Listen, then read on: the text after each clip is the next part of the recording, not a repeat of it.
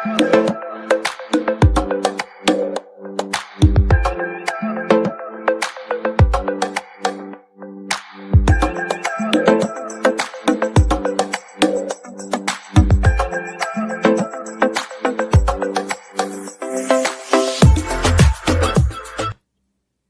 Video में हम discuss करेंगे क्लास 9th के सब्जेक्ट साइंस का बायोलॉजी पार्ट से चैप्टर नंबर 6 जिसका नाम है टिश्यूज। इस चैप्टर को दो पार्ट्स में डिस्कस किया जाएगा, पार्ट 1 और पार्ट 2। ये पार्ट 1 है। इस पार्ट में हम टिश्यूज जो चैप्टर है इसके सभी कॉन्सेप्ट्स को डिस्कस करेंगे यानी कि कंप्लीट चैप्टर। और जो पार्ट 2 होगा इसमें कुछ इंपॉर्टेंट क्वेश्चंस को डिस्कस किया जाएगा। ठीक है, पार्ट 2 का लिंक आपको नीचे डिस्क्रिप्शन बॉक्स में मिल जाएगा। इसके साथ ही जो इस चैप्टर के एनसीईआरटी सॉल्यूशन है और नोट्स हैं, दोनों का लिंक आपको डिस्क्रिप्शन बॉक्स में नीचे दिया गया है। सबसे पहले समझते हैं जो हमारे चैप्टर का नाम है टिश्यूज, ये होता क्या है। सो टिश्यूज के बारे में हमें दिया गया है, tissues are groups of cell that have a similar structure and act together to perform a specific function. Tissues जो है ये सेल्स का ग्रुप होता है, ऐसे सेल्स का ग्रुप जिनका स्ट्रक्चर सेम है और ये सेल्स का ग्रुप मिलकर एक स्पेसिफिक फंक्शन यानी कि एक स्पेसिफिक वर्क करता है। ठीक है, तो उसे कहा जाएगा टिश्यू। एग्जांपल से समझ लेते हैं, डायग्राम से बिल्कुल इजीली आपको समझ में आ जाएगा।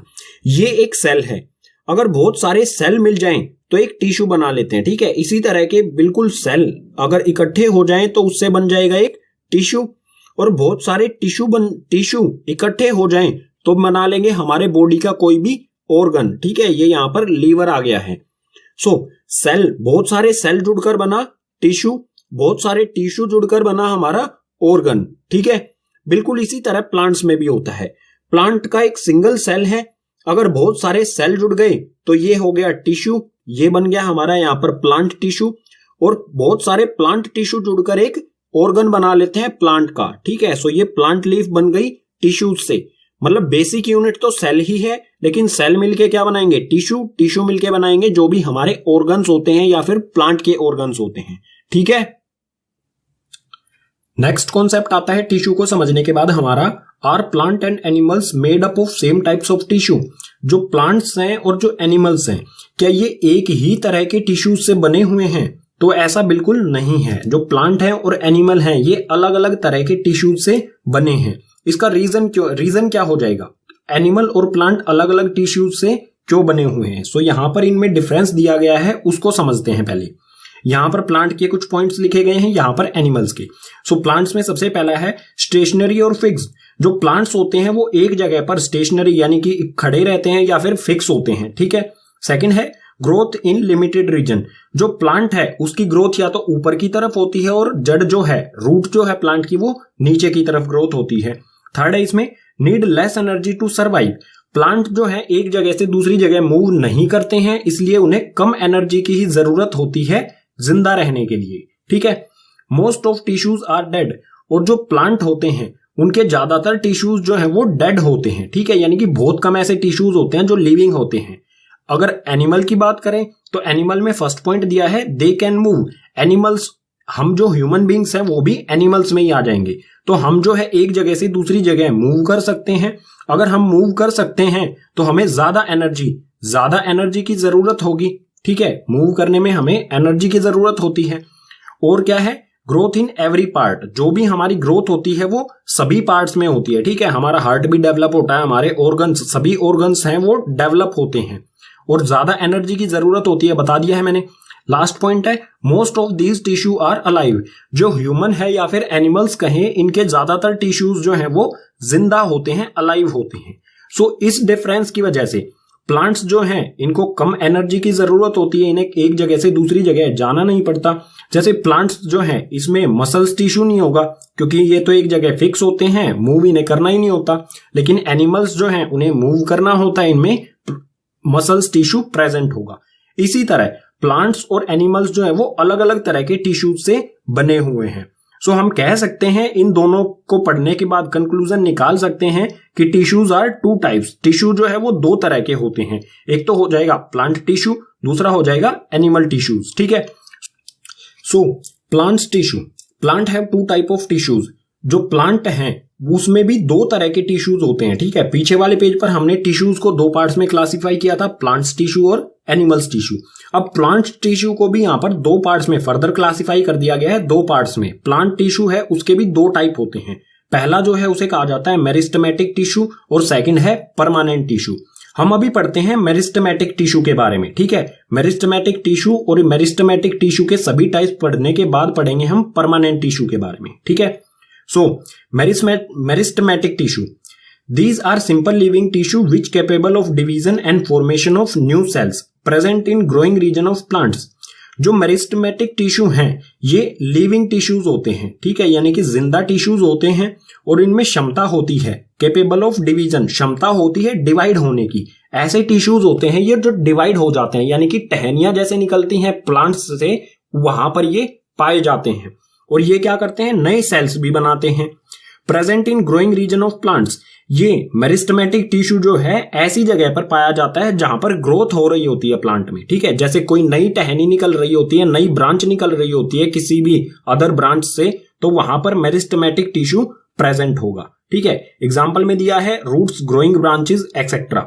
रूट्स यानी कि जैसे ये रूट है, आप यहां पर प्लांट की तरफ देखिए, फिगर की तरफ, ये रूट है, यहां पर रूट्स निकल रही हैं इसमें से अलग अलग ब्रांचेस रूट्स। सो यहां पर बिल्कुल एंड पॉइंट में जिस तरफ रूट बढ़ रही है वहां पर प्रेजेंट होता है मेरिस्टेमेटिक टिश्यू। इसी तरह से ग्रोइंग ब्रांचेस, यहां पर ये पत्ता निकल रहा है, लीफ जो निकल रही है या फिर इसकी ब्रांच जो निकल रही है, इसके एंड पॉइंट्स में यहां पर ये प्रेजेंट होगा मेरिस्टेमेटिक टिश्यू, ठीक है। आगे है मेरिस्टेमेटिक टिश्यू आर 3 टाइप्स। जो मेरिस्टेमेटिक टिश्यू है उसको भी 3 पार्ट्स में क्लासिफाई किया गया है, 3 भागों में बांटा गया है। पहला है इसमें एपिकल मेरिस्टम, सेकंड है इंटरकैलरी मेरिस्टम, थर्ड है लेटरल मेरिस्टम। जो ये 3 पार्ट्स हैं मेरिस्टेमेटिक टिश्यू के, इनको एक एक करके नेक्स्ट पेज पर डिटेल में पढ़ते हैं, ठीक है। उसके बाद मेरिस्टेमेटिक टिश्यू इन तीनों पार्ट्स कंप्लीट होने के बाद देखेंगे परमानेंट टिश्यू के बारे में। मेरिस्टेमेटिक टिश्यू का फर्स्ट टाइप था एपिकल मेरिस्टम। सो एपिकल मेरिस्टम प्लांट में कहां पर प्रेजेंट होता है, इसका फंक्शन क्या है, ये सब चीजें देख लेते हैं। सो इसमें फर्स्ट पॉइंट दिया गया है हमें, it is present at growing tips of stems and roots. जो एपिकल मेरिस्टम है ये ग्रोइंग टिप्स में, ठीक है, यानी कि जिस तरफ भी प्लांट बढ़ रहा होता है, जो भी नई ब्रांचेस निकल रही होती हैं या जो भी नई रूट्स निकल रही होती हैं, उनके टिप्स एंड पॉइंट्स में ये प्रेजेंट होता है, ठीक है, जैसे स्टेम्स या रूट्स। मान लीजिए ये हमारा कोई प्लांट है, ये ऊपर की तरफ ग्रो कर रहा है, ये एक ब्रांच है, ठीक है, ये इस तरफ बढ़ रहा है, तो ये बिल्कुल एंड पॉइंट जो होगा ग्रोइंग टिप्स, यानी कि जिस तरफ बढ़ रहा है उसके लास्ट टिप जो है वहां पर ये प्रेजेंट होता है एपिकल मेरिस्टम। इसी तरह से रूट्स में भी, रूट्स होती हैं प्लांट्स की, नीचे की तरफ जो रूट्स होती हैं उनकी भी टिप्स में ही ये प्रेजेंट होता है। सेकेंड पॉइंट है this tissue leads to the elongation of stems and roots. ये टिश्यू जो है बढ़ावा देता है, ठीक है, ग्रो करता है।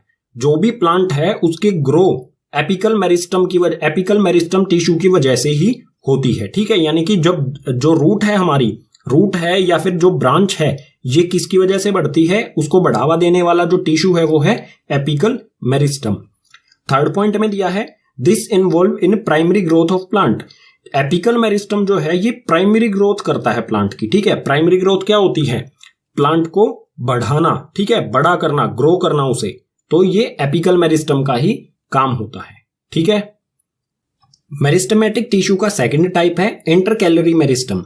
इंटरकैलरी मेरिस्टम में हमें फर्स्ट पॉइंट दिया है it is present at the internodes. जो इंटरकैलरी मेरिस्टम है ये इंटरनोड्स में प्रेजेंट होता है। प्लांट की जो इंटरनोड्स होती हैं, इंटरनोड्स यानी कि जहां पर कोई भी एक ब्रांच से दूसरी ब्रांच निकल रही होती है वहां पर होता है इंटरनोड, ठीक है। फिगर से समझ लेते हैं इसे, ठीक है। एंड पॉइंट जो टिप्स जो होते हैं वहां पर एपिकल मेरिस्टम होता है, पीछे वाले पेज पर हमने पढ़ लिया था। सो ये है एक मेन स्टेम, ठीक है, मेन स्टेम कहें या फिर ब्रांच कहें, यानी टहनी। इसमें से एक नई टहनी निकल रही है यहां से, ठीक है, ये नई टहनी निकल रही है, वहीं पर प्रेजेंट होगा इन दोनों के, जहां पर भी ये नई टहनी निकल रही है जहां से भी, वहां पर प्रेजेंट होगा इंटरकैलरी मेरिस्टम। इस पॉइंट को ही कहा जाएगा इंटरनोड, ठीक है। इंटरनोड जहां से कोई भी नई टहनी निकलती है, ठीक है, चाहे इस साइड निकल रही हो चाहे ये इस साइड निकल रही हो। सो ये हो गए इंटरनोड्स, यहां पर प्रेजेंट होता है इंटरकैलरी मेरिस्टम। आगे है it is part of apical meristem which is left behind during growth. जो ये इंटरकैलरी मेरिस्टम है ये एपिकल मेरिस्टम का ही पार्ट होता है, हिस्सा होता है, जो कि पीछे रह जाता है जब प्लांट की ग्रोथ हो रही होती है। एपिकल मेरिस्टम प्लांट को आगे बढ़ाता चलेगा, इसे ग्रो करता रहेगा, और एपिकल मेरिस्टम का ही कुछ पार्ट जो है वो पीछे रह जाएगा। जैसे यहां पर आपको दिख रहा है ये ग्रीन पार्ट, ये क्या है, एपिकल मेरिस्टम का ही पार्ट है जिसे हम इंटरकैलरी मेरिस्टम, ठीक है, ये इंटरकैलरी और ये भी इंटरकैलरी मेरिस्टम, ये पीछे रह गया। ठीक है, इसके फंक्शन की बात करें तो थर्ड पॉइंट में हमें दिया है it help in longitudinal growth of plant. जो इंटरकैलरी मेरिस्टम है ये लॉन्गिट्यूडनल ग्रोथ करता है प्लांट की। लॉन्गिट्यूडनल ग्रोथ यानी कि इसकी लंबाई बढ़ाता है। ठीक है, जो भी ब्रांच या जो भी प्लांट है उसकी लंबाई, टहनियां हो उसकी, ठीक है, ब्रांचेस हैं, स्टेम है, इन सब चीजों को ये लॉन्गिट्यूड ग्रोथ करता है, इनमें इनको बढ़ाता है, लेंथ बढ़ाता है इन सब की। ठीक है, यहां पर हो गया एपिकल मेरिस्टम, यहां पर हो गया इंटरकैलरी मेरिस्टम।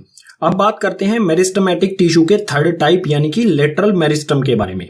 इसमें फर्स्ट पॉइंट दिया है हमें it occur along the side of longitudinal axis of the plant.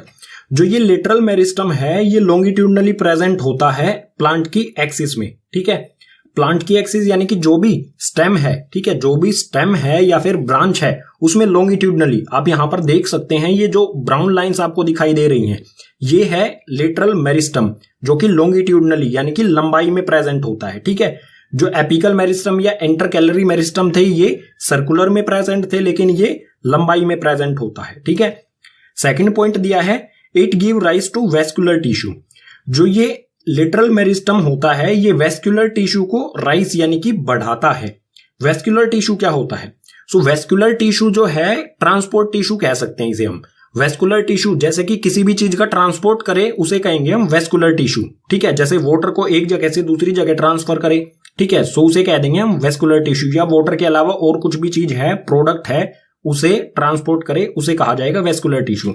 So lateral meristem जो है वो वेस्कुलर टिश्यू को बढ़ाता है, ग्रो करता है। नेक्स्ट पॉइंट है it causes growth in girth of stem and roots. जो लेटरल मेरिस्टम है ये ग्रीथ को बढ़ाता है। ठीक है, ग्रीथ को, चाहे वो स्टेम्स की ग्रीथ हो चाहे रूट्स की ग्रीथ हो, इनको इंक्रीज करता है। ग्रीथ यानी कि जैसे स्टेम है, ठीक है, ये स्टेम है या रूट्स हैं, इसकी ग्रीथ यानी कि इनकी चौड़ाई को बढ़ाएगा। ठीक है, जो भी एक तरह से सर्कुलर होती है स्टेम, तो जो भी सर्कुलर है उसकी चौड़ाई को बढ़ाता जाएगा। सरकमफ्रेंस जो है स्टेम का वो धीरे धीरे इंक्रीज होता रहता है जैसे जैसे प्लांट ग्रो करता है। तो ये किस कारण होता है? लेटरल मेरिस्टम के वजह से। ठीक है, ये जो ग्रीथ है ये इंक्रीज होती जाएगी, पहले इतनी फिर इतनी, उसके बाद फिर इतनी बढ़ती जाएगी। और जो स्टेम है नीचे की तरफ ये ज्यादा प्रेजेंट होता है, इसलिए जो भी प्लांट्स होते हैं उनकी ग्रीथ जो है सबसे ज्यादा नीचे ही होती है। ठीक है, फोर्थ पॉइंट दिया है this is responsible for secondary growth. Plant की फर्स्ट ग्रोथ क्या होती है? प्राइमरी ग्रोथ होती है ऊपर की तरफ बढ़ना, और सेकेंडरी ग्रोथ होती है नीचे से फैलना। ठीक है, नीचे से फैलना, जैसे यहां पर ये फैलता जाएगा धीरे धीरे। सो लेटरल मेरिस्टम जो है सेकेंडरी ग्रोथ के लिए रिस्पॉन्सिबल होता है। ठीक है, प्लांट में दो तरह के टिश्यूज होते हैं, एक तो meristematic tissue, second permanent tissue. Meristematic tissue और इसके टाइप्स के बारे में पीछे वाले पेजेस पर हम पढ़ चुके हैं। अब देखते हैं परमानेंट टिश्यू के बारे में। ठीक है, सो यहां पर दिया गया है ये परमानेंट टिश्यू, इसके बारे में पढ़ते हैं। It is composed of those cells which have lost their capability to divide, they have definite shape, size and thickness. जो परमानेंट टिश्यू है ये ऐसे सेल्स से बना हुआ होता है जो अपनी कैपेबिलिटी यानी कि क्षमता खो चुके होते हैं डिवाइड होने की। ठीक है, ऐसे सेल्स जो अपनी डिवाइड होने की क्षमता को खो चुके होते हैं उनसे बना होता है परमानेंट टिश्यू। और ये सेल्स होते हैं, इनके साइज, इनका शेप, साइज और थिकनेस जो है वो डेफिनेट यानी कि निश्चित होती है। ठीक है, आगे है इट मे बी डेड और लिविंग। जो परमानेंट टिश्यू जिन सेल्स से बना हुआ है वो डेड सेल्स भी हो सकते हैं और लिविंग सेल्स भी हो सकते हैं। ठीक है, इसी में आगे है permanent tissue are two types. जिस तरह से मेरिस्टमेटिक टिश्यू को 3 पार्ट्स में डिवाइड किया गया था, इसके 3 पार्ट्स होते हैं मेरिस्टमेटिक टिश्यू के, इसी तरह से परमानेंट टिश्यू के भी 2 टाइप होते हैं। ठीक है, 2 टाइप होते हैं। इसमें फर्स्ट होता है सिंपल परमानेंट टिश्यू और सेकंड होता है कॉम्प्लेक्स परमानेंट टिश्यू। तो सबसे पहले परमानेंट टिश्यू के फर्स्ट टाइप को पढ़ेंगे हम, सिंपल परमानेंट टिश्यू के बारे में। अब यहां पर सिंपल परमानेंट टिश्यू है, इसको भी फर्दर आगे क्लासिफाई किया गया है 2 पार्ट्स में। पहला है प्रोटेक्टिव टिश्यू और दूसरा है supporting tissue. So next page पर हम सिंपल परमानेंट टिश्यू और इसके दोनों टाइप्स को डिटेल में पढ़ते हैं, उसके बाद पढ़ेंगे कॉम्प्लेक्स परमानेंट टिश्यू के बारे में। ठीक है, परमानेंट टिश्यू का फर्स्ट टाइप है सिंपल परमानेंट टिश्यू, इसी के बारे में डिटेल में पढ़ते हैं। सो इसमें हमें दिया गया है these are made up of same types of cell which are similar in structure and also in function. जो सिंपल परमानेंट टिश्यू है ये एक ही तरह के सेल्स से बना होता है, और ये सेल्स एक ही तरह के सेल्स यानी कि जिनका स्ट्रक्चर और फंक्शन, ठीक है, दोनों चीज उनका स्ट्रक्चर और फंक्शन यानी कि कार्य सेम हो, ऐसे सेल्स से बना होता है सिंपल परमानेंट टिश्यू। आगे है simple permanent tissue include to type of tissues. जो सिंपल परमानेंट टिश्यू है इसमें दो तरह के टिश्यू शामिल होते हैं, पहला प्रोटेक्टिव टिश्यू और दूसरा सपोर्टिंग टिश्यू। ठीक है, तो हम पहले पढ़ेंगे प्रोटेक्टिव टिश्यू के बारे में, उसके बाद देखेंगे सपोर्टिंग टिश्यू के बारे में। सो प्रोटेक्टिव टिश्यू में हमें दिया है protective tissue are consist of. Protective tissue जो है वो किन चीजों से बना होता है, इसमें पहला है एपिडर्मिस और दूसरा है कोर फिलियम। जो प्रोटेक्टिव टिश्यू है वो एपिडर्मिस और कोर्क या फिर कहें फिलियम से बना होता है। ठीक है, एपिडर्मिस और कोर्क से बना होता है प्रोटेक्टिव टिश्यू। इसी तरह से जैसे प्रोटेक्टिव टिश्यू इन दोनों चीजों से बना होता है, इसी तरह से सपोर्टिंग टिश्यू जो है वो पैरेन्काइमा, कोलेनकाइमा और स्केलेरनकाइमा से बना होता है। तो सबसे पहले एपिडर्मिस और कोर्क यानी कि प्रोटेक्टिव टिश्यू के बारे में देखते हैं। सो प्रोटेक्टिव टिश्यू किससे बना होता है, एपिडर्मिस और कोर्क और फिलियम से। सो सबसे पहले एपिडर्मिस के बारे में डिटेल में पढ़ लेते हैं। एपिडर्मिस क्या होता है, कहां पर पाया जाता है, इसके फंक्शंस क्या हैं, उसके बाद देखेंगे कोर्क और फिलियम के बारे में नेक्स्ट पेज पर। ठीक है, so epidermis it is the outer most single cell layer of plant organ such as leaves, flower, roots. It cover by cuticle. जो एपिडर्मिस होता है ये आउटर मोस्ट एक सिंगल सेल की लेयर होती है प्लांट ऑर्गन्स पर। किन किन प्लांट ऑर्गन्स पर, लीव्स यानी कि पत्तों पर, फ्लावर्स यानी कि फूलों पर, रूट्स यानी कि जड़। ठीक है, रूट्स पर ये आउटर मोस्ट एक सिंगल सेल की लेयर होती है जिसे एपिडर्मिस कहा जाता है। यहां पर आप देख सकते हैं ये एक लीफ है, पत्ती है, इसके ऊपर एक पतली सी परत झिल्ली सी होती है बिल्कुल, उसे कहा जाता है एपिडर्मिस। ठीक है, आगे है इट इज कवर्ड बाय क्यूटाइल। ये जो एपिडर्मिस लेयर होती है इसके ऊपर एक वैक्सी कोटिंग होती है। ठीक है, वैक्सी यानी कि मोम जैसी एक कोटिंग होती है जिसे क्यूटाइल कहा जाता है। और क्यूटाइल जो है ये वाटरप्रूफ लेयर होती है। ठीक है, जैसे वैक्स होता है ना, वाटरप्रूफ होता है, इसी तरह से ये बिल्कुल वैक्सी होते हैं। यहां पर आप देख सकते हैं जो ये लीफ है इसके ऊपर वाटर ड्रॉपलेट्स जो है इसके अंदर नहीं जा रही हैं, ये बिल्कुल अलग हो रखी हैं। ठीक है, गोल गोल स्पेरिकल बन चुकी हैं, लेकिन ये लीफ जो है इनको एब्जॉर्ब नहीं कर सकती बिकॉज ऑफ क्यूटाइल। ठीक है, वाटरप्रूफ लेयर होती है एपिडर्मिस के ऊपर। अब एपिडर्मिस जो होते हैं लीफ में, लीफ की ऊपरी लेयर, ऊपर वाली जो लेयर है, झिल्ली है एपिडर्मिस, उसमें छोटे छोटे पोर्स होते हैं, उनके बारे में देखते हैं। सो जो पोर्स होते हैं उन्हें कहा जाता है स्टोमेटा। सो इसके बारे में देख लेते हैं। Epidermis have small pore on its surface, these pores are called stomata. जो ये एपिडर्मिस पतली सी झिल्ली होती है पत्तों पर, फूलों पर या रूट्स और भी पार्ट्स में होती है ये प्लांट के, इसमें छोटे छोटे जो पोर्स यानी कि छेद होते हैं उन्हें स्टोमेटा कहा जाता है। These are enclosed by two kidney shaped cells called guard cells. जो स्टोमेटा है इसके दोनों साइड में किडनी जैसी शेप के दो गार्ड सेल्स होते हैं। ठीक है, किडनी जैसी शेप के दो गार्ड सेल्स होते हैं। अब एपिडर्मिस, स्टोमेटा और गार्ड सेल्स एग्जैक्टली कैसे होते हैं, किस तरह के दिखाई देते हैं, जब किसी भी लीफ को माइक्रोस्कोप से देखा जाएगा तभी ये तीनों चीजें हमें दिखाई देंगी। सो नेक्स्ट पेज पर देख लेते हैं एपिडर्मिस के फंक्शन, और ये तीनों चीजें एपिडर्मिस, स्टोमेटा और गार्ड सेल किस तरह के दिखाई देते हैं जब किसी भी लीफ को माइक्रोस्कोप से देखा जाएगा। पीछे वाले पेज पर एपिडर्मिस, स्टोमेटा और गार्ड सेल के बारे में हमने पढ़ा था। सबसे पहले ये देख लेते हैं फिगर से ये प्लांट में कहां पर प्रेजेंट होती हैं तीनों चीजें।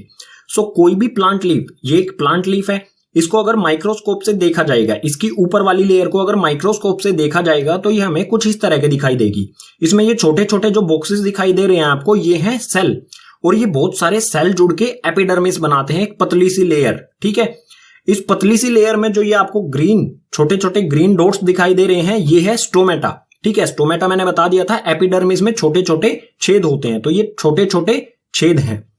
और इन छोटे छोटे स्टोमेटा जो छोटे छोटे पोर्स हैं, छेद हैं, इन दोनों के तरफ एक किडनी जैसा स्ट्रक्चर आपको दिखाई दे रहा होगा। ठीक है, ये स्टोमेटा, इसके दोनों तरफ किडनी जैसा स्ट्रक्चर, इसके भी दोनों तरफ और इस स्टोमेटा के भी दोनों तरफ किडनी जैसे स्ट्रक्चर है। ये जो किडनी जैसा स्ट्रक्चर है इन्हें कहा जाता है गार्ड सेल। ठीक है, ये तो हो गया फिगर से। अब समझ लेते हैं जो भी एपिडर्मिस है इसके क्या क्या काम होते हैं। सो फंक्शंस ऑफ एपिडर्मिस, इसमें हमें फर्स्ट पॉइंट दिया है, it protects the plant from designation and infection. जो भी ये एपिडर्मिस है ये प्लांट को डेसिग्नेशन यानी कि सूखने से और इन्फेक्शन से बचाता है। ठीक है, सेकंड पॉइंट दिया है, cuticle cuts the rate of transpiration and evaporation of water. जो क्यूटाइल यानी कि एक वैक्सी सब्सटेंस होता है एपिडर्मिस के ऊपर, जो एपिडर्मिस के ऊपर क्यूटाइल वैक्सी सब्सटेंस और वाटरप्रूफ सब्सटेंस होता है, ये ट्रांसपिरेशन की रेट को कम कर देता है। ट्रांसपिरेशन यानी कि वाटर जो प्लांट के अंदर प्रेजेंट है वो वेपर में चेंज होकर स्टोमेटा से बाहर निकल जाता है, यानी कि प्लांट जो है वो वाटर लूज करता है। ठीक है, वाटर उसमें से निकलने लगता है स्टोमेटा से बाहर। तो जो क्यूटाइल है ये ट्रांसपिरेशन यानी कि जो वेपर में वाटर कन्वर्ट होकर प्लांट से बाहर निकल रहा है उसको कम कर देता है। ठीक है, आगे है, स्टोमेटा अलो गैसियस एक्सचेंज ड्यूरिंग फोटोसिंथेसिस। जो ये छोटे छोटे पोर्स होते हैं एपिडर्मिस में, ये गैसियस एक्सचेंज को अलो करते हैं फोटोसिंथेसिस प्रोसेस के लिए। फोटोसिंथेसिस प्रोसेस में प्रोसेस करने के लिए क्या करना होता है स्टोमेटा को, ये कार्बन डाइऑक्साइड गैस को अंदर आने देता है और ऑक्सीजन गैस को बाहर जाने देता है। ठीक है, यानी कि स्टोमेटा जो है इससे गैस एक्सचेंज भी होती हैं। ठीक है, इससे गैस एक्सचेंज भी होती हैं और वाटर, अगर प्लांट में एक्स्ट्रा वाटर है तो वो वेपर बन के इन स्टोमेटा छोटे छोटे जो पोर्स हैं इनसे बाहर निकल जाता है। ठीक है, लास्ट पॉइंट है, stomata also helps in transpiration. जो ये स्टोमेटा जो है ये ट्रांसपिरेशन में भी हेल्प करता है। ट्रांसपिरेशन बता ही चुका हूं, जैसे मैंने बताया था गैसेज एक्सचेंज में मदद करता है स्टोमेटा। और अगर एक्स्ट्रा वाटर है प्लांट के अंदर तो इन छोटे छोटे पोर्स जो है ये स्टोमेटा, इनसे वो वेपर बन के बाहर निकल जाता है। ठीक है, प्रोटेक्टिव टिश्यू में आगे है कोर फिलियम। ठीक है, प्रोटेक्टिव टिश्यू में हमने दो चीजें पढ़नी थी, एक तो एपिडर्मिस और दूसरा कोर फिलियम। सो एपिडर्मिस हम पढ़ चुके हैं, अब देखते हैं कोर फिलियम। कोर फिलियम आप समझ चुके होंगे, ये होता है पेड़ की छाल, जो भी तना होता है उसके ऊपर इस तरह का स्ट्रक्चर होता है। ठीक है, जो सूखा हुआ स्ट्रक्चर होता है उसी को कहा जाता है कोर फिलियम। इसके बारे में पढ़ते हैं, it is made up of dead cells with thick wall and do not have intercellular space. ये जो कोर या फिलियम कहें इसे, ये डेड से बनी होती है, मोटी सी, थिक यानी कि मोटी सी वॉल होती है, आप जैसा कि फिगर में देख सकते हैं, और इसके बीच में कोई भी स्पेस नहीं होता। ठीक है, यानी कि जो भी इसके सेल्स हैं वो बिल्कुल क्लोजली पैक्ड होते हैं। आगे है, cell wall in cork deposit waxy substance called सुब्रीन।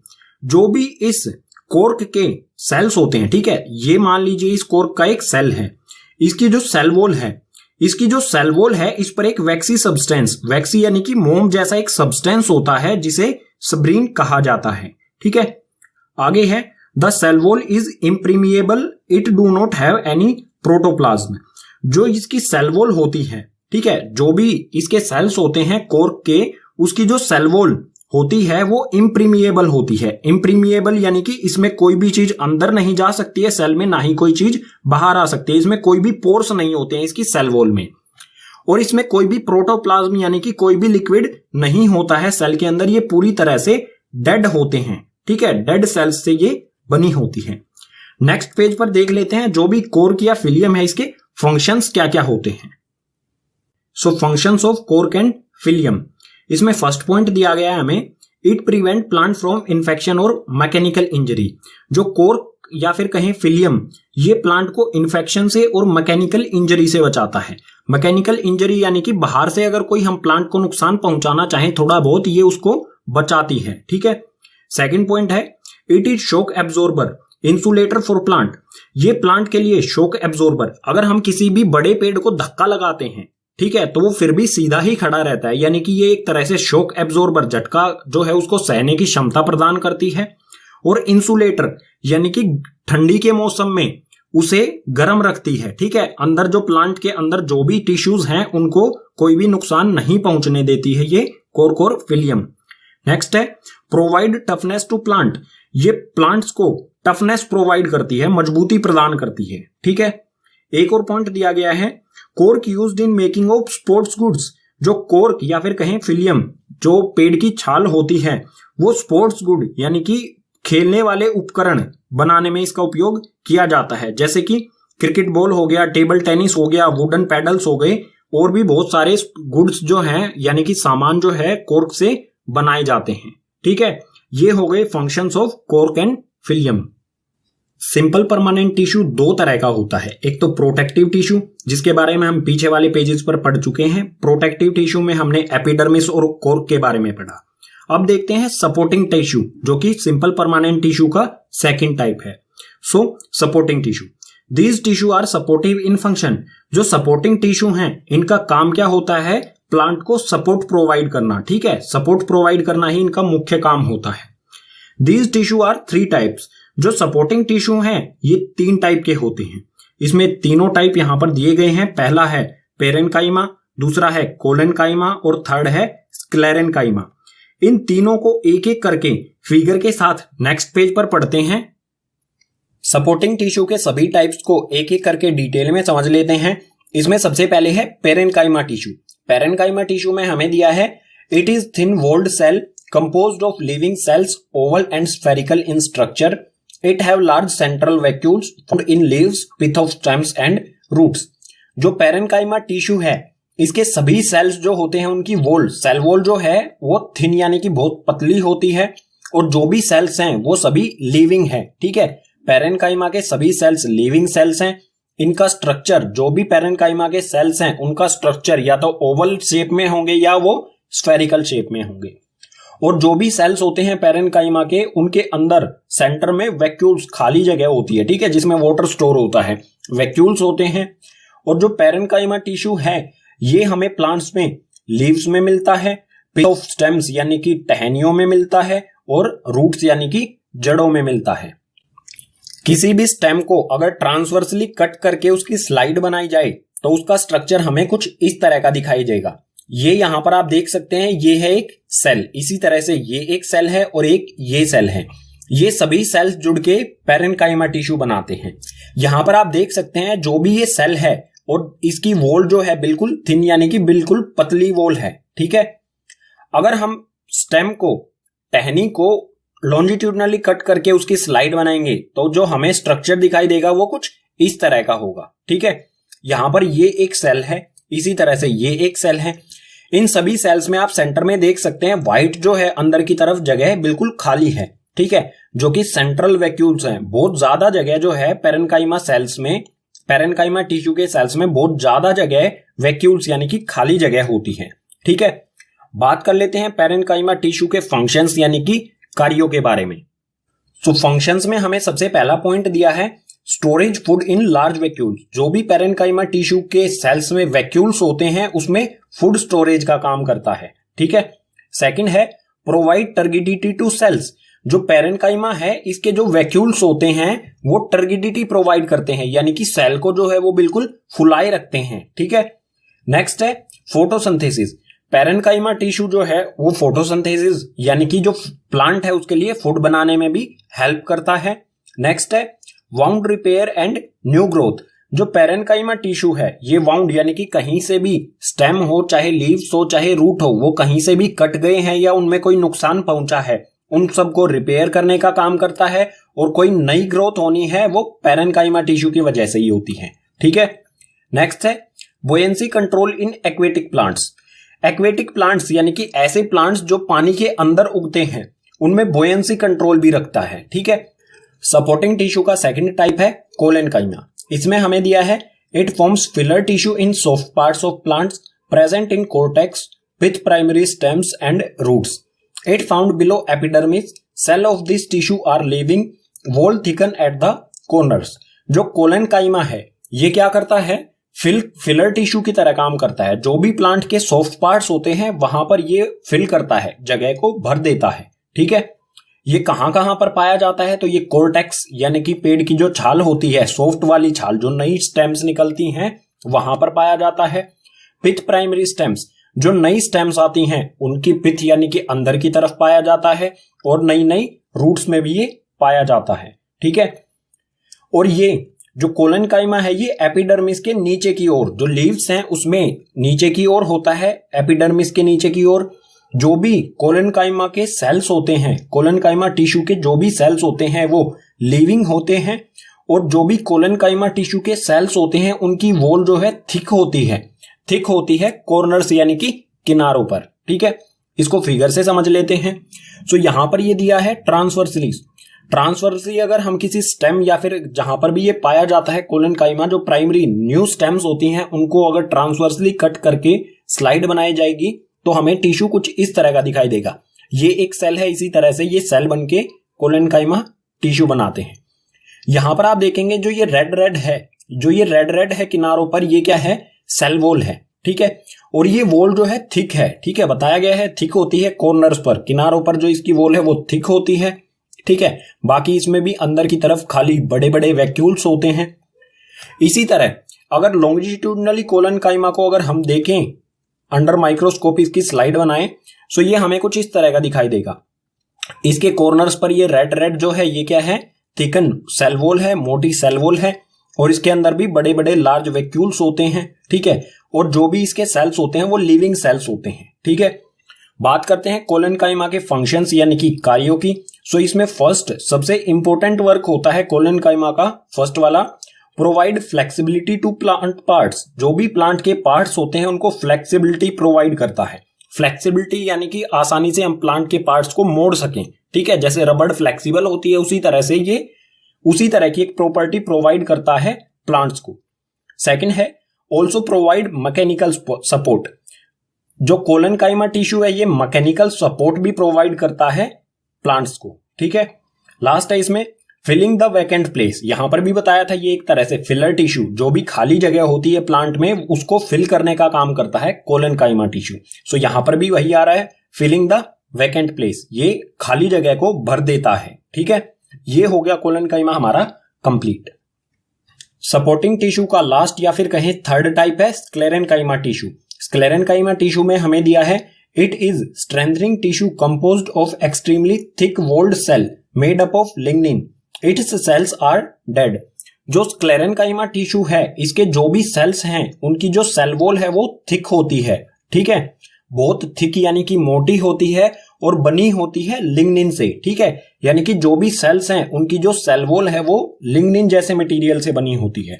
Lignin जो एक हार्ड मटेरियल होता है, सीमेंटिंग मटेरियल, जिस तरह से सीमेंट हार्ड होती है इसी तरह से लिग्निन भी हार्ड मटेरियल होता है। ठीक है, इट्स सेल्स आर डेड। और जो भी स्क्लेरेनकाइमा टिश्यू है इसके सभी सेल्स जो है वो डेड होते हैं। आगे है इसमें present in stems around vascular bundles in the veins of leaves and hard covering seeds and nuts. जो स्क्लेरेनकाइमा टिश्यू है ये स्टेम्स यानी कि टहनियों में वेस्कुलर बडल्स वो होते हैं जो ट्रांसपोर्ट करते हैं मिनरल्स या फिर वाटर का प्लांट के अंदर। ठीक है, प्लांट के अंदर पानी की जरूरत होती है तो पानी को पहुंचाना। ठीक है, सो वेस्कुलर बडल्स के पास में प्रेजेंट होते हैं। वेनिस ऑफ लीव्स का मतलब होगा जो पत्ती होती है उसमें एक बड़ी सी बीच में एक लाइन होती है। ठीक है, जिसे कहा जाता है Venice of leaves. So Venice of leaves में भी हार्ड कवरिंग सीड्स और नट्स, जैसे बादाम का छिलका जो होता है वो बहुत हार्ड होता है। इसी तरह से कोकोनट, नारियल जो होता है उसका आउटर लेयर जो है वो बहुत हार्ड होती है। सो ये सभी चीजें किससे बनी होती हैं, स्क्लेरेनकाइमा टिश्यू से। ट्रांसवर्सली स्क्लेरेनकाइमा हमें कुछ इस तरह के इसके सेल्स दिखाई देंगे। ठीक है, ये एक सेल है, इसी तरह से ये एक सेल है। जो ये रेड पार्ट आपको दिखाई दे रहा है ये है इसकी सेल वॉल जो कि लिग्निन हार्ड मटेरियल से बनी है। ठीक है, ये सेल्स जो है वो डेड होते हैं इसलिए इनमें कोई भी ऑर्गेनल प्रेजेंट नहीं होता है, इसलिए ये बिल्कुल अंदर से खाली है। ठीक है, ये तो हो गया ट्रांसवर्सली। अगर लॉन्जिट्यूडनली हम देखेंगे तो ये कुछ इस तरह का हमें दिखाई देगा, एक मसल सेल की तरह। ठीक है, इसकी सेल वॉल आप देख सकते हैं बहुत मोटी है जो कि लिग्निन से बनी है। ठीक है, बात करते हैं स्क्लेरेनकाइमा के फंक्शंस की। सो इसमें हमें दिया है provide strength to plant parts. Sclerenchyma tissue का एक ही काम होता है और वही इंपॉर्टेंट काम क्या है, प्लांट पार्ट्स, जो भी प्लांट है उसके पार्ट्स को स्ट्रेंथ यानी कि मजबूती प्रदान करता है। ठीक है, सपोर्टिंग टिश्यू के तीनों टाइप्स पेरेनकाइमा, कोलेनकाइमा और स्क्लेरेनकाइमा को पढ़ने के बाद अब आपके लिए है एक इन्हीं से रिलेटेड एक क्वेश्चन। सो क्वेश्चन है difference between parenchyma, collenchyma and sclerenchyma. काफी इंपॉर्टेंट क्वेश्चन है। क्वेश्चन में हमें बताना है पैरेन्काइमा, कोलेनकाइमा और स्क्लेरेनकाइमा के बीच में डिफरेंस क्या है। ठीक है, अगर आपको क्वेश्चन आता है, समझ गए हैं तो बहुत अच्छी बात है। अगर क्वेश्चन का आंसर आपको नहीं आता है तो उसके लिए देखिए पार्ट 2, इस क्वेश्चन को पार्ट 2 में इंक्लूड किया गया है। ठीक है, परमानेंट टिश्यू दो टाइप्स के होते हैं। इसमें फर्स्ट सिंपल परमानेंट टिश्यू और इसके सभी टाइप्स के बारे में हम पढ़ चुके हैं। अब देखते हैं परमानेंट टिश्यू का सेकंड टाइप जो है complex permanent tissue. Complex permanent tissue के बारे में हमें ये दिया गया है, इसे पढ़ते हैं। It consist of more than one type of cell which work together as a unit.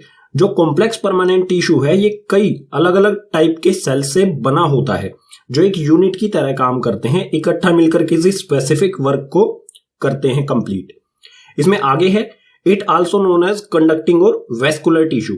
जो कॉम्प्लेक्स परमानेंट टिश्यू है इसको कंडक्टिंग टिश्यू और वेस्कुलर टिश्यू भी कहा जाता है। कंडक्टिंग और वेस्कुलर इन दोनों का कॉमन मीनिंग हो जाएगा संवहन या फिर ट्रांसपोर्ट करना। ठीक है, किसी भी मटेरियल को एक जगह से दूसरी जगह पहुंचाना। आगे है it helps in transporting of organic material, water and minerals up and down in the plant.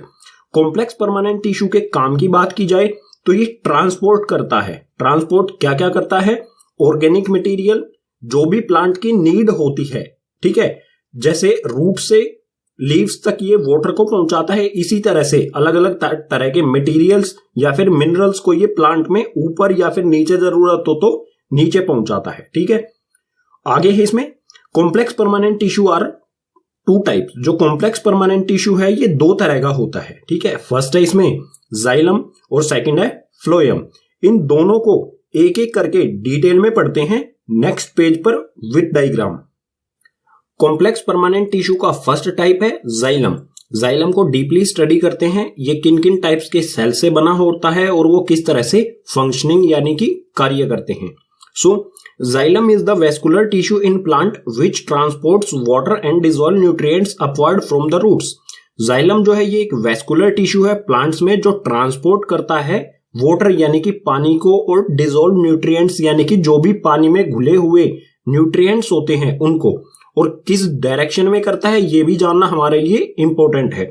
Upward from the roots यानी कि जड़ों से ऊपर की ओर प्लांट में। ठीक है, ये सिर्फ एक ही डायरेक्शन में ऊपर की ओर ही ट्रांसपोर्ट कर सकता है वाटर और डिसॉल्व न्यूट्रिएंट्स को।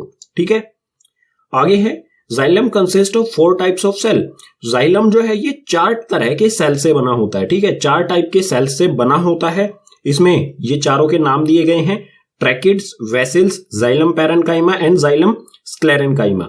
अब इन चारों को एक एक करके समझ लेते हैं नेक्स्ट पेज पर विद फिगर के साथ समझेंगे ये सेल्स किस तरह से काम करते हैं और किस तरह के दिखाई देते हैं।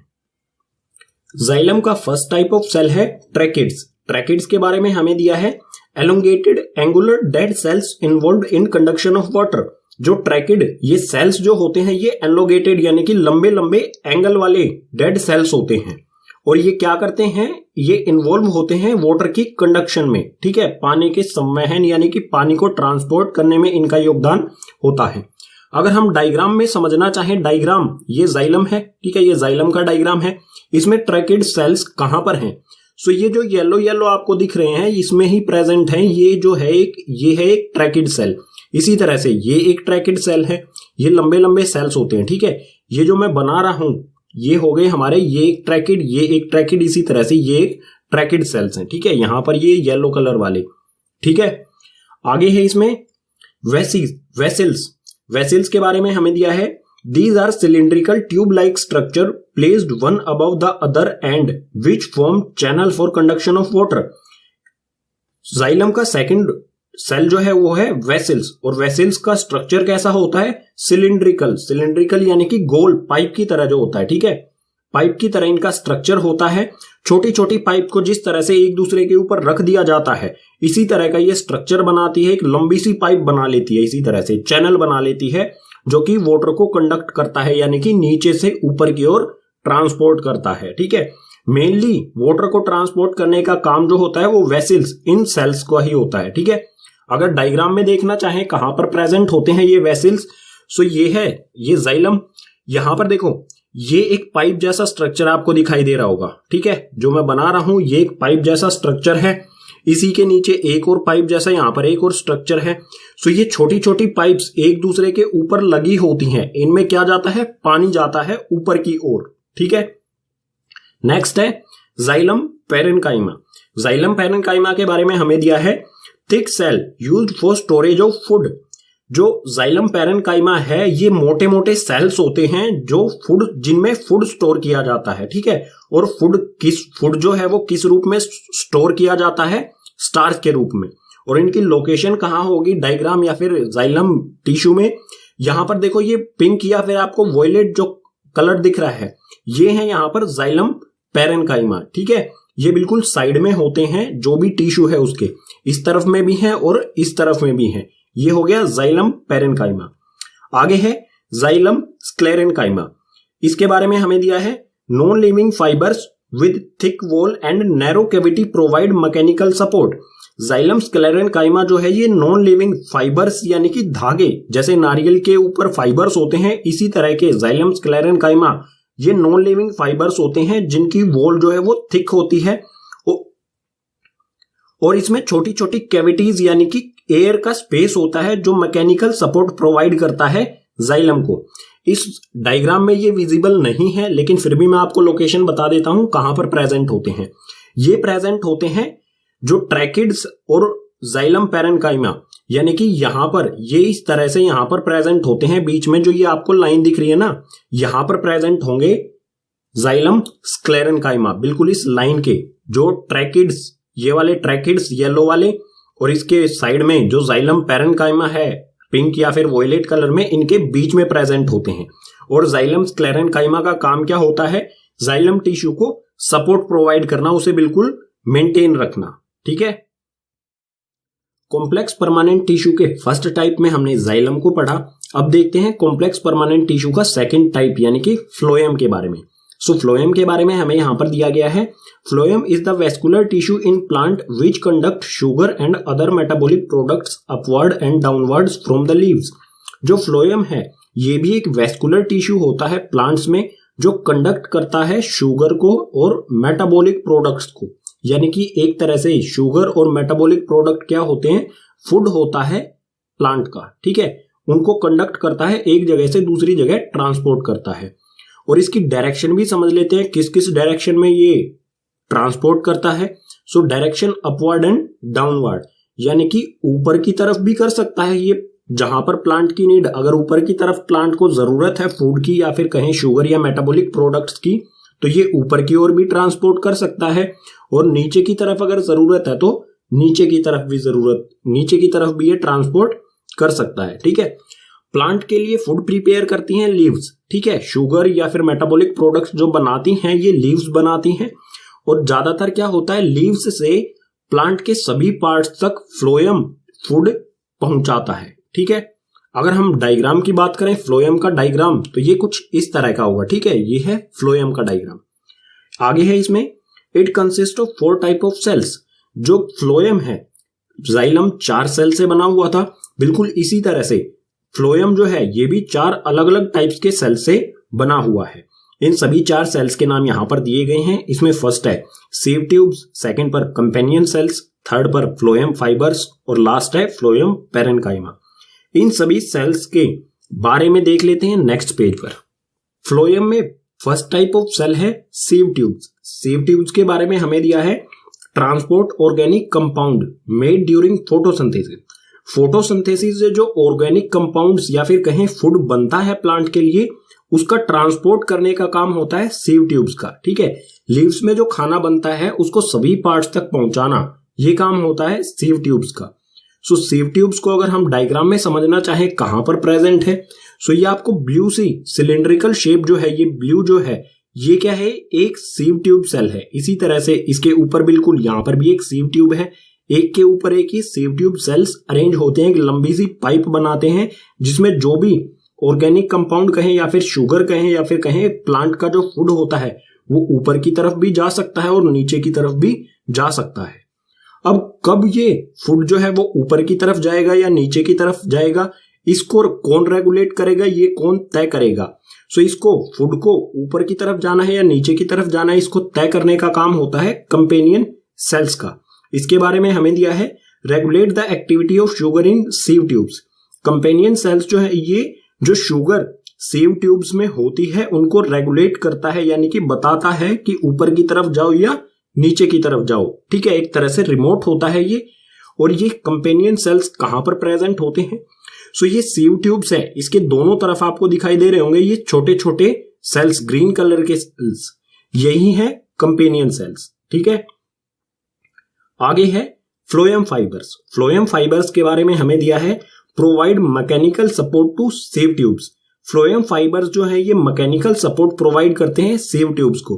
सो ये जो सीव ट्यूब्स हैं बिल्कुल इनके साइड में धागे की तरह होते हैं, पतले पतले, बिल्कुल जो इस डायग्राम में विजिबल नहीं है वो होते हैं फ्लोएम फाइबर्स। सीव ट्यूब्स को ये सपोर्ट प्रोवाइड करते हैं। ठीक है, आगे है फ्लोएम पैरेन्काइमा, लास्ट सेल है फोइलम का। ठीक है, फ्लोएम पैरेन्काइमा।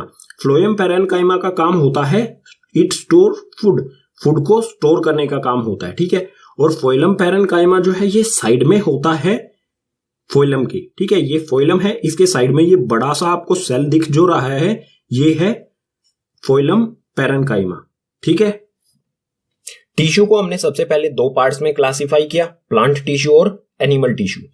प्लांट टिश्यू को हमने आगे और दो पार्ट्स में क्लासिफाई किया, मेरिस्टेमेटिक टिश्यू और परमानेंट टिश्यू में। ठीक है, मेरिस्टेमेटिक टिश्यू के तीनों types, apical meristem, intercalary meristem और लेटरल मेरिस्टम के बारे में हमने डिटेल में पढ़ा। ठीक है, उसके बाद परमानेंट टिश्यू को आगे और दो पार्ट्स में हमने क्लासिफाई कर दिया, बांट दिया, सिंपल परमानेंट टिश्यू और कॉम्प्लेक्स परमानेंट टिश्यू में। ठीक है, सिंपल परमानेंट टिश्यू को हमने और आगे दो पार्ट्स में बांट दिया, प्रोटेक्टिव टिश्यू और सपोर्टिव टिश्यू में। प्रोटेक्टिव में हमने एपिडर्मिस और कोर के बारे में पढ़ा, सपोर्टिव टिश्यू में हमने पैरेन्काइमा, कोलेनकाइमा और स्क्लेरेन्काइमा के बारे में पढ़ा। ठीक है, और परमानेंट टिश्यू का सेकंड टाइप यानी कि कॉम्प्लेक्स परमानेंट टिश्यू में हमने जाइलम और फोइलम के बारे में पढ़ा। ठीक है, टिश्यू का जो पार्ट है प्लांट टिश्यू, उन सभी के टाइप्स के बारे में हम पढ़ चुके हैं अब तक। अब नेक्स्ट पेज से देखेंगे हम एनिमल टिश्यू के बारे में। ठीक है, एनिमल टिश्यू को किस तरह से कितने पार्ट्स में क्लासिफाई किया है बिल्कुल डिटेल में पढ़ेंगे। सो अब है एनिमल टिश्यू। सबसे पहले एनिमल क्या है? एनिमल का मतलब यहां पर आप हो गए, मैं हो गया, चूहा, बिल्ली, हाथी, घोड़ा, शेर, सभी जो हैं एनिमल्स होंगे जो एक जगह से दूसरी जगह पर मूव कर सकते हैं। ठीक है, सो एनिमल टिश्यू में हमें दिया है animal have 4 types of tissue. Animals के 4 तरह के टिश्यूज होते हैं, इसमें चारों टाइप्स दिए गए हैं यहाँ पर।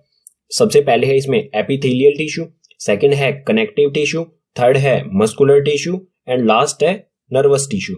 इन चारों टाइप्स के जो भी ये एनिमल टिश्यूज हैं इनको एक एक करके डिटेल में पढ़ेंगे। इनको भी आगे फर्दर क्लासिफाई किया गया है और ज्यादा पार्ट्स में इनको। ठीक है, सो बिल्कुल डिटेल में पढ़ेंगे नेक्स्ट पेज से एक एक करके। सबसे पहले देखेंगे एपिथेलियल टिश्यू के बारे में। सो एनिमल टिश्यू का फर्स्ट टाइप है एपिथेलियल टिश्यू। एपिथेलियल टिश्यू को एपिथेलियम टिश्यू भी कहते हैं। इसके बारे में हमें दिया है it consist of single layer of cell, blood vessels are absent, it cover all the organs, the skin, lignin of mouth, lignin of blood vessels, kidney tubules etcetera are made up of this tissue. जो epithelial tissue है ये एक single layer का बना होता है। ठीक है, सिंगल लेयर सेल्स का ये बना होता है। ये इसमें जो ब्लड वेसल्स होती हैं यानी कि इनमें ब्लड नहीं होता है। आगे है it cover all the organs, जो हमारी बॉडी के अंदर ऑर्गन्स होते हैं, हार्ट हो गया, किडनी हो गई, लीवर हो गया, उन सभी ऑर्गन्स को ये कवर करता है। ठीक है, उन सभी के ऊपर से एक कवर बना होता है जो एपिथेलियल टिश्यू का ही होता है। ठीक है, इसके अलावा ये कहां पर प्रेजेंट होता है? हमारी स्किन यानी कि त्वचा जो होती है वो भी एपिथेलियल या फिर कहें एपिथेलियम टिश्यू से बनी होती है। लिग्निन ऑफ माउथ यानी कि हमारा जो मुंह है उसके अंदर की स्किन जो होती है वो भी इसी से बनी होती है। लिग्निन ऑफ ब्लड वेसल्स, जो ब्लड वेसल्स यानी कि नसें होती हैं वो भी इसी एपिथेलियल टिश्यू से ही बनी होती हैं। किडनी ट्यूबल्स भी इसी से बनी होती हैं। इसके अलावा बहुत सारे ऑर्गन्स या फिर कहूं बहुत सारे त्वचा, किसी भी तरह की स्किन जो है वो एपिथेलियल टिश्यू से ही बनी होती है, चाहे वो हमारे बॉडी के अंदर की हो चाहे बॉडी के बाहर की हो। ठीक है, वो हम आगे पढ़ेंगे डिटेल में इसको आगे क्लासिफाई करके। ठीक है, आगे है epithelium tissue are classified in 4 parts. जो एपिथेलियम टिश्यू है उसको 4 पार्ट्स में क्लासिफाई किया गया है। और कौन कौन से 4 पार्ट्स में क्लासिफाई यानी कि बांटा गया है? सो इसमें पहला है स्क्वेमस एपिथेलियम, सेकंड है क्यूबोइडल एपिथेलियम, थर्ड है कोलमनार एपिथेलियम जिसे सिलिएटेड भी कहा जाता है, ठीक है, सिलिएटेड एपिथेलियम भी कहा जाता है, और लास्ट यानी कि फोर्थ है स्टार्टिफाइड स्क्वेमस। इन चारों पार्ट्स को, एपिथेलियम टिश्यू के चारों पार्ट्स को एक एक करके डिटेल में पढ़ते हैं नेक्स्ट पेज से। सो एपिथेलियम टिश्यू को 4 पार्ट्स में क्लासिफाई किया गया था। उसमें सबसे पहला पार्ट था स्क्वेमस एपिथेलियम। इसके बारे में पढ़ते हैं बिल्कुल डिटेल में सारी चीजें। इसमें सबसे पहला पॉइंट दिया गया है cells arrange end to end like tiles on floor. जो स्क्वेमस एपिथेलियम टिश्यू है इसके जो सेल्स होते हैं वो बिल्कुल एंड टू एंड यानी कि किनारे से किनारा जुड़ा होता है, जैसे कि फ्लोर पर टाइल लगी होती है, बिल्कुल इसी तरह से होता है, ठीक है। आप इसका यहाँ पर डायग्राम भी देख सकते हैं। ये जो एक सेल है, ये एक सेल है, इसी तरह से ये एक एक सेल जो है बिल्कुल इस तरह से जुड़े हुए हैं जैसे टाइल जुड़ी होती है फ्लोर पर, ठीक है। सेकंड पॉइंट है इट फॉर्म लिग्निन of cavity mouth, oesophagus, nose और एलिवियोली। जो स्क्वेमस एपिथेलियम टिश्यू होता है इससे बहुत सारी चीजें बनती हैं। जैसे माउथ हो गया, माउथ के अंदर खाली जगह जो है वो किससे बनी हुई है? जो अंदर की स्किन है वो बनी हुई है स्क्वेमस एपिथेलियम टिश्यू से ही। इसी तरह से ईसोफेगस यानी कि जो आहार नली होती है हमारी, जो माउथ के बाद एक नली होती है जो लीवर तक खाना लेके जाती है, वो भी उसके अंदर की स्किन वो भी बनी हुई है स्क्वेमस एपिथेलियम से। इसी तरह से जो नोज यानी कि हमारा नाक होता है उसके अंदर की खाली जगह पर जो स्किन होती है उसमें भी स्क्वेमस एपिथेलियम ही होता है। और इसी तरह से एल्वियोली, एल्वियोली जो है ये हमारे लंग्स में पाया जाता है, वो भी इसी से बनी होती है, ठीक है। आगे है it also form blood vessels covering of tongue and skin. Squamous epithelium जो है इससे हमारी ब्लड वेसल्स यानी कि नसें बनी होती हैं। हमारी जो टंग यानी कि जीवा होती है उसके चारों ओर भी स्क्वेमस एपिथेलियम ही होता है। और जो हमारी स्किन होती है, त्वचा जो होती है, वो भी स्क्वेमस एपिथेलियम से ही बनी होती है। आगे है epithelium cells are arranged in many layers to prevent wear and tear in skin. जो एपिथेलियल स्क्वेमस एपिथेलियम टिश्यू के बहुत सारे सेल्स की लेयर होती है, ठीक है। जैसे एक लेयर ये हो गई, इसके नीचे बहुत सारी लेयर्स जुड़ के हमारी स्किन बनाते हैं। और ये बहुत सारी लेयर्स क्यों जुड़ती हैं? ताकि एक लेयर अगर खराब हो जाए तो नीचे वाली लेयर्स जो है वो हमारे अंदर के जो भी ऑर्गन्स है या फिर ब्लड लूज ना हो जाए, हमारे अंदर जो भी मटेरियल है उसको वो प्रोटेक्ट करें, ठीक है। एपिथेलियम टिश्यू का सेकंड पार्ट है क्यूबिकल एपिथेलियम। क्यूबिकल एपिथेलियम, इसे क्यूबिकल एपिथेलियम क्यों कहा जाता है ये हमें फर्स्ट पॉइंट में ही दिया गया है। Cell of this tissue are cube in shape. जो भी ये क्यूबिकल एपिथेलियम है इसके जो भी सेल्स होते हैं उनकी शेप कैसी होती है? क्यूब की तरह होती है, ठीक है। क्यूब की तरह होती है इसलिए इसे क्यूबिकल एपिथेलियम कहा जाता है। डायग्राम में भी आप यहाँ पर देख सकते हैं नीचे जो ये सेल्स हैं, ठीक है, ये क्यूबिकल एपिथेलियम है। इसका आप सेल ध्यान से देखो, ये सेल है एक, ठीक है। ये सेल किस शेप में है? क्यूब की शेप में, इसीलिए इसे कहा जाता है क्यूबिकल एपिथेलियम में, ठीक है। नेक्स्ट पॉइंट दिया है it found in kidney, thyroid vessels and in glands, salivary gland, sweet gland etcetera. जो क्यूबिकल एपिथेलियम है ये हमें किडनी में, थायराइड यानी कि जो गला होता है हमारा वहां पर थायराइड ग्लैंड होता है, तो थायराइड वेसल्स उसकी जो नलियां होती हैं उनमें पाया जाता है। और इसके अलावा और भी ग्लैंड्स में पाया जाता है, जैसे स्लाइवरी ग्लैंड्स। स्लाइवरी ग्लैंड्स होते हैं जो लार ग्रंथि जिसे कहते हैं, जहां से लार निकलती है, ठीक है। और इसी तरह से स्वेट ग्लैंड्स, स्वेट ग्लैंड्स जो हॉर्मोन्स रिलीज करता है जिसकी वजह से हमें पसीना आता है। ग्लैंड्स वो होते हैं जो हॉर्मोन्स रिलीज करते हैं, ठीक है, जिसके बारे में आप क्लास 10th में पढ़ेंगे डिटेल में। अभी के लिए इतना ही याद करें, क्यूबिकल एपिथेलियम स्लेवरी ग्लैंड्स और स्वीट ग्लैंड्स में पाया जाता है। आगे है it also provide mechanical support. Cubical epithelium जो है ये मैकेनिकल सपोर्ट प्रोवाइड करता है टिश्यू को, ठीक है। आगे है it form germinal epithelium like testis and ovaries. जो क्यूबिकल एपिथेलियम है ये जर्मिनल एपिथेलियम भी बनाता है, जैसे टेस्टिस और ओवरीज, यानी कि ये कहां पर भी प्रेजेंट, वहां पर भी प्रेजेंट होता है। जो एनिमल के या फिर ह्यूमन के प्राइवेट पार्ट्स होते हैं वहां पर भी ये क्यूबिकल एपिथेलियम प्रेजेंट होता है। एपिथेलियम टिश्यू का थर्ड टाइप है कोलमनार एपिथेलियम। कोलमनार एपिथेलियम के बारे में हमें दिया है पिलर लाइक स्ट्रक्चर, जो कोलमनार एपिथेलियम के सेल्स होते हैं वो किस तरह का स्ट्रक्चर होता है उनका, पिलर की तरह। यहां पर आप डायग्राम में देख भी सकते हैं, यहां पर जो एक सेल है, ये एक सेल है, ये किस तरह का, पिलर की तरह, ठीक है, खंबे की तरह इनका स्ट्रक्चर होता है। यहां पर आप कोने वाले को देखें, इसमें अच्छी तरह से दिखाई दे रहा है, ठीक है, खंबे की तरह इनका स्ट्रक्चर है जो पिलर होते हैं, इसीलिए इसे कोलम, पिलर को हम कोलम भी कहते हैं, इसीलिए इसका नाम रखा गया है कोलमनार एपिथेलियम। आगे है इट फॉर्म लिग्निन ऑफ स्टमक, जो हमारा पेट होता है उसके अंदर की लिग्निन यानी कि स्किन तक कह सकते हैं हम, वो इसी कोलमनार एपिथेलियम से ही बनी होती है। It also form small intestine, large intestine etcetera. Columnar epithelium जो है ये स्मॉल इंटेस्टाइन और लार्ज इंटेस्टाइन, सभी जो इंटेस्टाइन है हमारे पेट में, छोटी आंत और बड़ी आंत है, वो इसी कोलमनार एपिथेलियम से ही बनी होती है। लास्ट पॉइंट है इसके लिए, it have threads on its surface which help in absorption. जो ये कोलमनार एपिथेलियम होता है इसके यहाँ पर थ्रेड्स, धागे धागे से होते हैं, ठीक है, जो भी हमारा फूड जाता है स्मॉल इंटेस्टाइन और लार्ज इंटेस्टाइन में, वो फूड में जो भी जरूरत की चीजें होती हैं हमारी बॉडी को, वो इन थ्रेड्स के द्वारा एब्जॉर्ब कर ली जाती है, ठीक है, यानी कि ये किस तरह का काम करता है, एब्सॉर्प्शन का काम करता है, सोखने का काम करता है, जो भी जरूरत की चीजें होती हैं उन्हें सोख लेता है कोलमनार एपिथेलियम टिश्यू, ठीक है। एपिथेलियम टिश्यू का लास्ट यानी कि फोर्थ टाइप है स्टार्टिफाइड स्क्वेमस एपिथेलियम। इसका यहां पर डायग्राम दिया गया है, इसी से समझते हैं।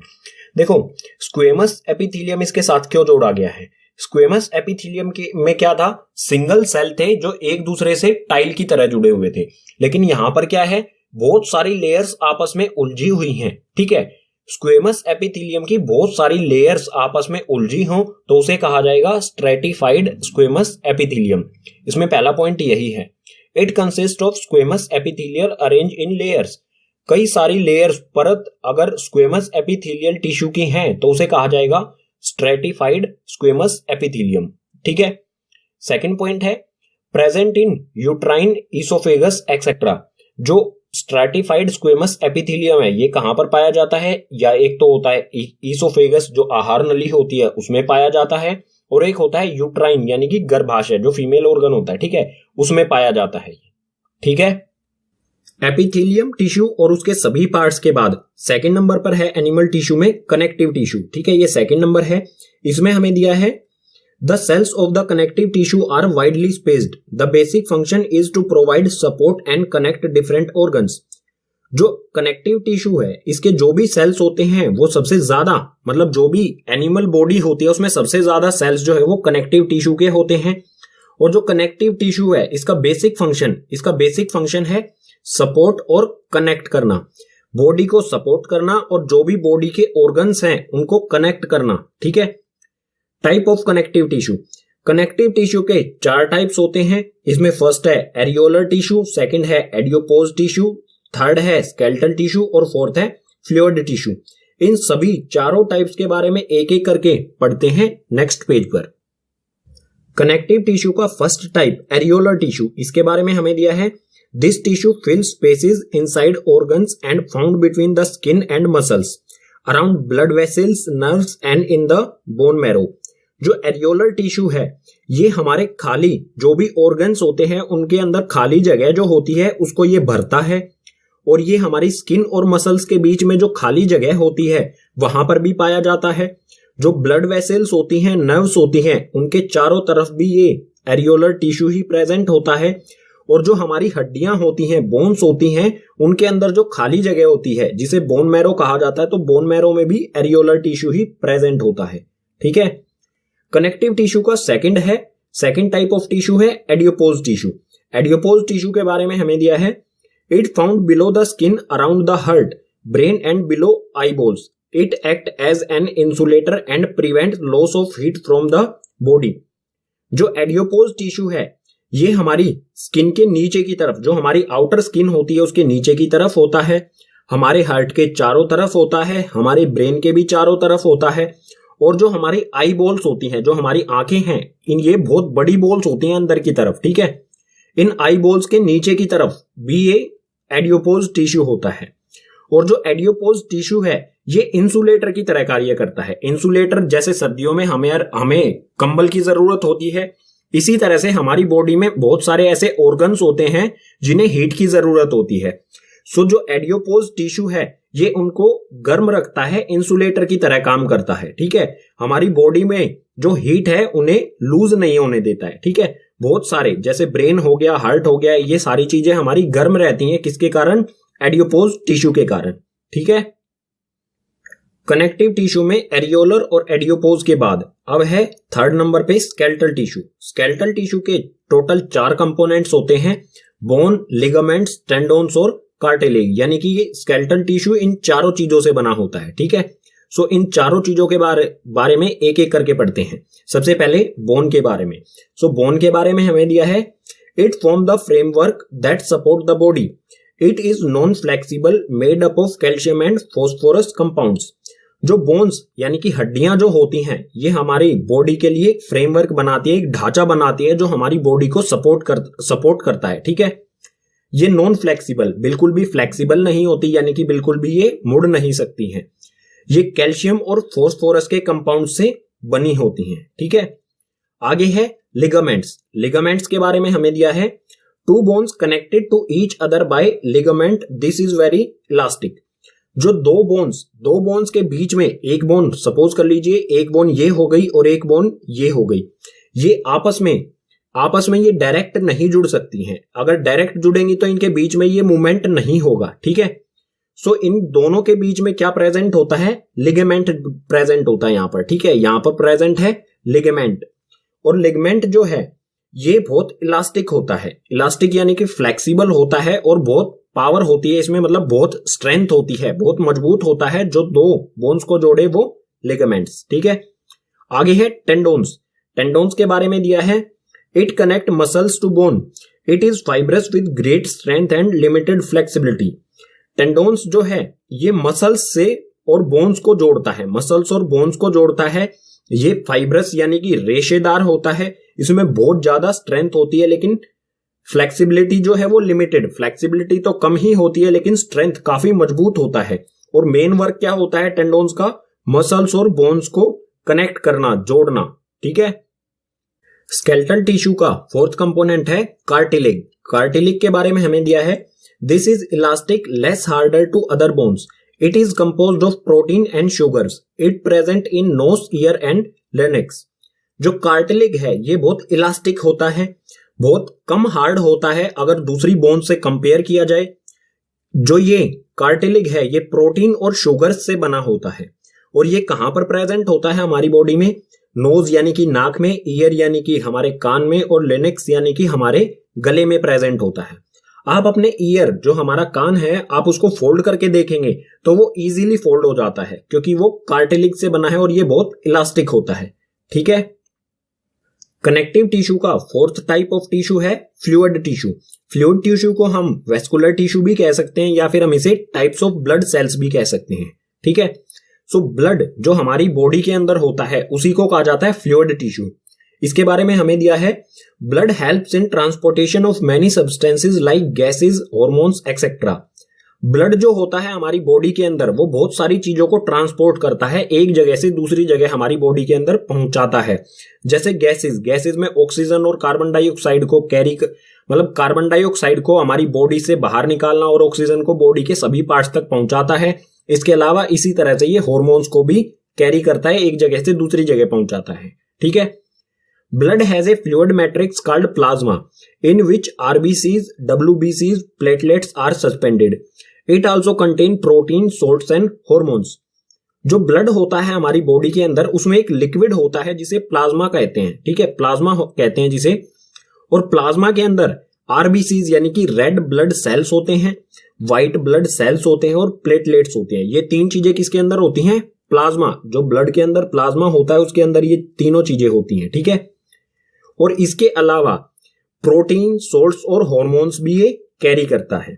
तो यहां पर आरबीसीज, डब्ल्यूबीसीज और प्लेटलेट्स, इन तीनों के बारे में थोड़ा सा डिटेल देख लेते हैं।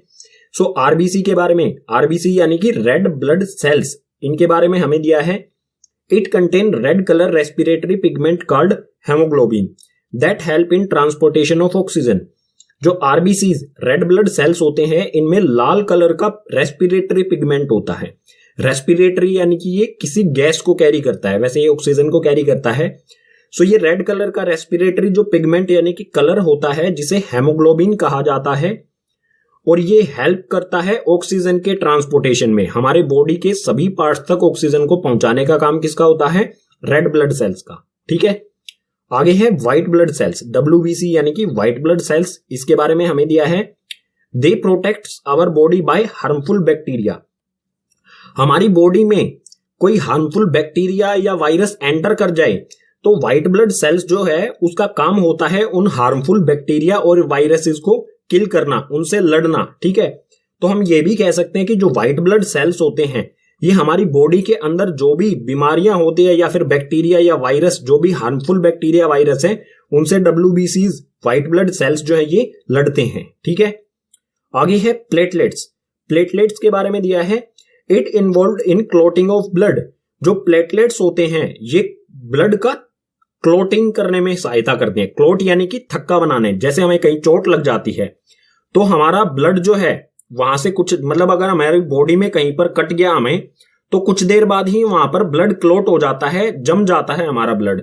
ठीक है, तो वो किसकी वजह से होता है? प्लेटलेट्स की वजह से। ठीक है, एनिमल टिश्यूज में एपिथेलियम टिश्यू और कनेक्टिव टिश्यू के बाद थर्ड नंबर पर आता है मस्कुलर टिश्यू। मस्कुलर टिश्यू के बारे में हमें दिया गया है, movement happen in our body by the help of muscular tissue, they are capable of contraction and relaxation. जो मस्कुलर टिश्यू है इसी की वजह से हमारी बॉडी में कोई भी मूवमेंट होती है, एक जगह से दूसरी जगह हम चल पाते हैं, कुछ भी हम अपना हाथ हिलाना हो गया, सिर या पैर, जो भी मूवमेंट होगी वो सिर्फ मस्कुलर टिश्यू की वजह से ही होती है। ठीक है, मस्कुलर टिश्यू जो है इसमें एबिलिटी होती है कॉन्ट्रैक्शन और रिलैक्सेशन की, यानी कि सिकुड़ना और फैलना काम होता है मस्कुलर टिश्यू का। ठीक है, आगे है muscular tissue are 3 types. Muscular tissue जो है वो 3 टाइप्स के होते हैं, तीनों हमें यहां पर दिए गए हैं। इसमें पहला है स्ट्रेटेड मसल्स, सेकंड है स्मूथ मसल्स और थर्ड है कार्डिक मसल्स। सो इन तीनों मसल्स टिश्यू, स्ट्रेटेड, स्मूथ और कार्डिक मसल्स, तीनों के बारे में एक एक करके नेक्स्ट पेज पर पढ़ते हैं।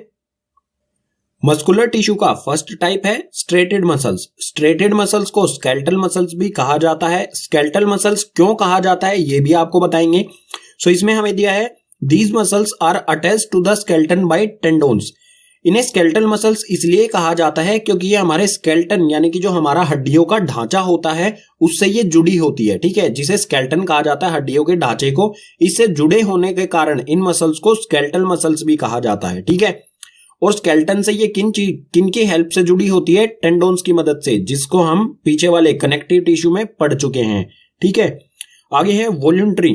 वॉलंटरी का मतलब होता है जो हमारे कंट्रोल में हो। ठीक है, सो जो स्केलेटल मसल्स कहें या फिर स्ट्रेटेड मसल्स, ये वॉलंटरी मसल्स होती हैं, यानी कि ये हमारे कंट्रोल में होती हैं। These muscles get tired and need rest. जो ये मसल्स हैं, स्ट्रेटेड मसल्स या फिर कहें स्केलेटल मसल्स, ये टायर्ड यानी कि थक जाती हैं और इन्हें रेस्ट की जरूरत पड़ती है वापस अपनी एनर्जी गेन करने के लिए। Cell of this are multinucleate and unbranched. जो भी स्ट्रेटेड मसल्स या स्केलेटल मसल्स के सेल्स होते हैं ये मल्टी न्यूक्लिएटेड, यानी कि इसमें एक से ज्यादा न्यूक्लियस होते हैं, और ये अनब्रांच यानी कि बिल्कुल सीधी होती है, इनकी कोई भी ब्रांच नहीं होती है, टहनियां नहीं होती है, बिल्कुल एक लाइन की तरह सीधी होती है। ठीक है, it contains special protein called contractile protein which contract and relax to cause movement.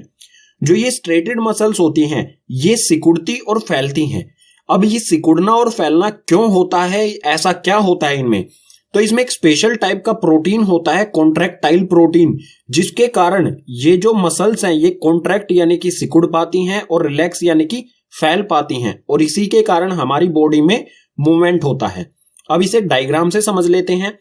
ये है हमारा हाथ। ठीक है, ये जो मसल्स है रेड कलर के आपको मसल्स दिख रहे हैं। ठीक है, ये जो व्हाइट है ये टेंडोन्स है। टेंडोन्स की सहायता से ये हमारी येलो टाइप बोन्स जो दिख रही हैं इनसे जुड़ी होती है। ठीक है, अब ये रिलैक्स, ये मूवमेंट करेगी तो इसमें रिलैक्स और कॉन्ट्रैक्ट होगा। ठीक है, अगर हम इसको जूम करें तो ये किस टाइप से बनी है? इस टाइप के कुछ सेल से बनी है। ठीक है, ये है इसके सेल्स, जो भी स्ट्रेटेड मसल्स है इस मसल्स के सेल्स हैं ये। यहां पर आपको ये जो दिखाई दे रहा है व्हाइट व्हाइट जो मैं कर रहा हूं, ये है यहां पर न्यूक्लियस। यानी कि इसमें कितने सारे न्यूक्लियस हैं, ये सभी हैं क्या हैं, न्यूक्लियस हैं।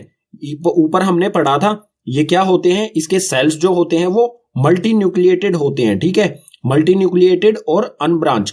तो यहां पर आप देख सकते हैं कि इसमें कई सारे न्यूक्लियस हैं और बिल्कुल ये सीधी है, इसमें से कोई भी अलग इसमें से ब्रांच इस तरह से टहनियां इसमें से नहीं निकली हुई हैं, बिल्कुल सीधे, ये बिल्कुल रेशेदार होती है, रेशे यानी कि बिल्कुल सीधा सीधा धागे नुमा, ठीक है। मस्कुलर टिश्यू में सेकंड नंबर पर है स्मूथ मसल्स। स्मूथ मसल्स के बारे में हमें दिया है these muscles are involuntary, uninucleated and spindle shaped. जो स्मूथ मसल्स होती हैं ये इनवॉल्यूंटरी, इनवॉल्यूंटरी का मतलब होगा जो हमारे कंट्रोल में नहीं होती, ठीक है। सो ये स्मूथ मसल्स जो हैं ये हमारे कंट्रोल में नहीं होती हैं। यूनिन्यूक्लिएटेड यानी कि जो सेल होते हैं स्मूथ मसल सेल्स के उनमें सिर्फ एक ही न्यूक्लियस होता है, ठीक है। और स्पिंडल शेप्ड, स्पिंडल शेप यानी कि बीच में से मोटा और कोनों पे से नुकीला, इसकी जो शेप होती है स्मूथ मसल सेल्स की, इसकी शेप के बारे में आगे डिस्कस करेंगे डायग्राम से, ठीक है, जो ये नीचे दिया गया है। उससे पहले जो बचा हुआ है उसे पढ़ते हैं। These are found in the walls of stomach, intestine, bronchi, iris of eye। जो ये स्मूथ मसल सेल हैं ये हमारी स्टमक, जो हमारे पेट होता है उसमें पाई जाती है। इंटेस्टाइन यानी कि लार्ज इंटेस्टाइन, स्मॉल इंटेस्टाइन, छोटी आंत बड़ी आंत जो है उसमें भी पाई जाती है। ब्रोंकी, ब्रोंकी यानी कि हमारी जो श्वास नली होती है उसमें भी होती है ये। आइरिस ऑफ आई जो हमारी आंख में भी जो आइरिस होता है उसमें भी ये स्मूथ मसल्स होती हैं, ठीक है। इसके अलावा और कई जगह पर होती है। सो डायग्राम से डिस्कस कर लेते हैं।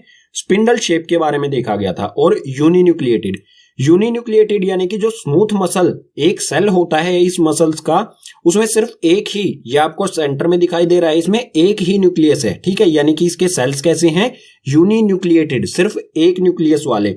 और इसके अलावा स्पिंडल शेप, स्पिंडल शेप यानी कि बीच में से मोटा और कोनों पे से नुकीला, ठीक है, इस तरह की शेप होती है। सो ये स्टमक जो हमारा लीवर होता है उसमें भी ये पाई जाती है स्मूथ मसल्स, ठीक है। मस्कुलर टिश्यू का थर्ड टाइप है कार्डिक मसल्स। इसमें हमें दिया है these muscles are involuntary, only found in wall of heart, these are uninucleated and branched. जो कार्डिक मसल्स होती हैं ये इनवॉल्यूंटरी यानी कि ये हमारे कंट्रोल में नहीं होती हैं। Only found in wall of heart, ये सिर्फ वॉल ऑफ हार्ट यानी कि हार्ट के जो वॉल्स होती हैं वहां पर ही पाई जाती है। वॉल का मतलब होगा जो हार्ट की दीवारें होती हैं, बाहरी आवरण जो होता है दिल का, वो इसी से बना होता है, कार्डिक मसल से बना होता है। जो भी कार्डिक मसल्स हैं इनके जो सेल्स होते हैं वो यूनिन्यूक्लिएटेड यानी कि हर एक सेल में सिर्फ एक ही न्यूक्लियस होता है। इसके अलावा जो कार्डिक मसल्स हैं वो ब्रांच्ड, ब्रांच्ड यानी कि टहनियों की तरह एक सेल में से दूसरा सेल निकला होता है, या फिर कहें टहनियों की तरह, जैसे पेड़ में शाखाएं होती हैं, टहनियां होती हैं, इसी तरह से कार्डिक मसल्स जो हैं आपस में ब्रांच टहनियों की तरह होती है, ठीक है। In these muscles rhythmic contraction and relaxation occur through out life. जो हमारी कार्डिक मसल्स होती हैं इनमें पूरी लाइफ लगातार कॉन्ट्रैक्शन और रिलैक्सेशन यानी कि सिकुड़ना और फैलना लगा रहता है, चलता रहता है पूरी लाइफ। कहने का मतलब क्या है, कार्डिक मसल्स जो है ये कभी भी थकती नहीं है, इन्हें रेस्ट की जरूरत नहीं होती है। हमारा हार्ट जो है वो 24 आवर्स वर्क करता रहता है पूरे दिन, कभी भी थकता नहीं है, ठीक है। सो कार्डिक मसल्स जो हैं इन्हें कभी भी रेस्ट की जरूरत नहीं होती है। अब डायग्राम से समझते हैं। देखो यहां पर आपको दिख रहा होगा ये एक रेशियो, मतलब जो हार्ट है इन्हीं कार्डिक मसल से बना होता है। इसकी वॉल्स जो है चारों तरफ का जो आवरण, दीवार कह सकते हैं हम। सो यहां पर आप देख सकते हैं ये ब्रांच है। यहां से देखो ये सीधा है, इसमें से एक टहनी इसमें आ गई, इसमें से एक इस तरफ निकल गई, ब्रांच्ड है यानी कि टहनियां हैं। और इसका एक ये सेल है जिसे मैंने येलो से आउटलाइन कर दिया है। एक सेल है, इसके सेंटर में न्यूक्लियस है। इसी तरह से ये एक सेल है, ये वाला न्यूक्लियस हो गया, ये एक सेल है, ये एक न्यूक्लियस हो गया। यूनिन्यूक्लिएटेड होता है और ब्रांच्ड होता है, ठीक है।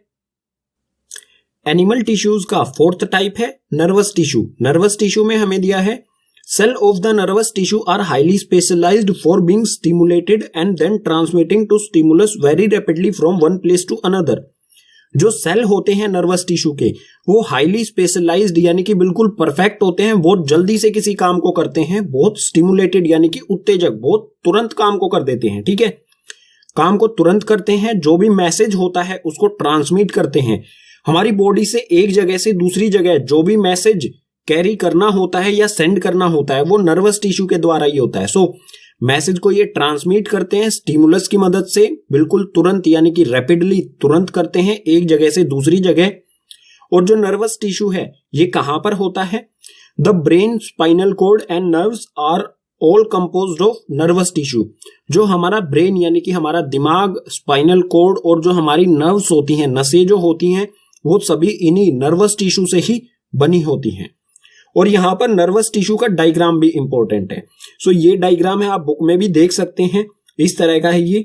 सो इस तरफ ये है डेंड्राइट्स, इसके सेंटर में होता है न्यूक्लियस, उसके बाद एक लंबी सी ब्रांच होती है जिसके सेंटर में यहां पर होते हैं एक्सोन्स, ठीक है, ये हैं एक्सोन। और उसके बाद लास्ट में यहां पर होता है नर्व एंडिंग, ठीक है। ये सिंपल सा डायग्राम है, काफी इंपॉर्टेंट है इसका डायग्राम, कई बार एग्जाम में पूछा गया है। इसी के साथ चैप्टर के सभी कॉन्सेप्ट हो जाते हैं कंप्लीट। उम्मीद करूंगा आपको सभी कॉन्सेप्ट समझ आए होंगे। अगर आपको सभी कॉन्सेप्ट समझ आए हैं तो इस वीडियो को अपने क्लासमेट्स के साथ शेयर कीजिए। कोई भी डाउट रहता है तो उसे कमेंट कीजिए। और इसी के साथ एनसीईआरटी सॉल्यूशन, नोट्स और पार्ट 2 इस चैप्टर से रिलेटेड जो भी लिंक्स हैं वो सभी नीचे डिस्क्रिप्शन बॉक्स में दिए गए हैं।